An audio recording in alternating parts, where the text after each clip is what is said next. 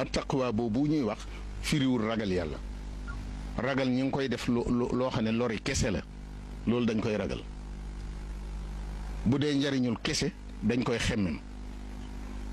bu dee lu ba yor lor ak njariñ dañ koy wattandiku ak taqwa mooy wattandiku yàlla ak bàyyi ko xel wa man yaxsha allaha wa yattaqihi kon du xasiyatu ak taqwa moo lay xamal ne taqwa du ragal ndax wa man yaxsha allaha la jëkk a wax wa yattaqihi fa ulaika humul faizun noonu nag ni ñuy def Sëñ Tuubaa mooy bàyyi ko xel koo xam ne loo am mooma loo xam mooma noo mel noona mooma fuñ la teg mooma yooyu nag nu di ko jariñoo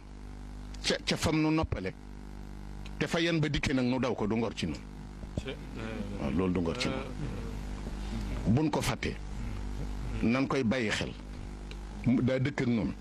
di fanaan ak noonu di yendoog noonu wóor ne yàlla ni taqalikoo wut ak noonu su nekkee ci lu dul lam doon nag waxuma ci jaamu yàlla loolu ku nekk ni nga koy defee waaye lii mu fi bàyyi ten war koo sàmm ndax moom ak may la yor Sëñ Tuubaa dafa yor ak may yor ab sañ-sañ ak may mooy fadlullahi ñu bari danañ ko am sañ-sañ nag jamono ji ne kenn la ko ci yàlla jox wa anna al fadla bi yadillahi yutihi man yasha waaye wallahu yaxtassu ixtisaas la bi rahmatihi man yasha kenn ko yor mayam yooyu nag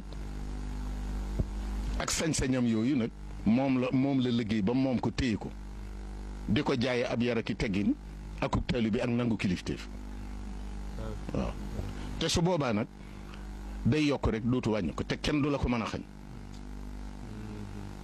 yal na nu dimbali ndax ndimbala ma am solo